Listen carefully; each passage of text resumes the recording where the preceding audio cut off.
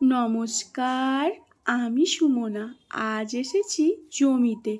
আজ আপনাদের দেখাবো চিচিঙ্গে গাছ। আমরা কম বেশি সকলেই চিচিঙ্গে খেতে ভালোবাসি। চলুন আপনাদের দেখাই কিভাবে গাছের মধ্যে চিচিঙ্গে হয়ে আছে। এই দেখুন, এই গাছটাতে সবথেকে বড় চিচিঙ্গে এটিই। কি লম্বা হয়েছে দেখুন চিচিঙ্গেটা। চিচিঙ্গে গাছটা পুরোটাই মাচার উপরে আছে। বৃষ্টি হলে জল জমে যাবে। জমা জল গাছের গোড়া পর্যন্ত চলে এলে গাছটাই নষ্ট হয়ে যাবে, সেই জন্যই মাচাটা করে দেওয়া। গাছে ছোট মাঝারি অনেকগুলোই চিচিঙ্গে হয়ে আছে, কিন্তু ওইগুলো এখন তোলার যোগ্য হয়নি। চিচিঙ্গে গাছের ঠিক পাশেই আছে শশা গাছ, কিন্তু এখন আর শশা হয় না। অনেকগুলো গাছে বীজ রাখা হয়েছে, ওইগুলো থেকে আবার পরের বছর নতুন শশা গাছ বসানো হবে। সবাই ভালো থাকবেন, সুস্থ থাকবেন।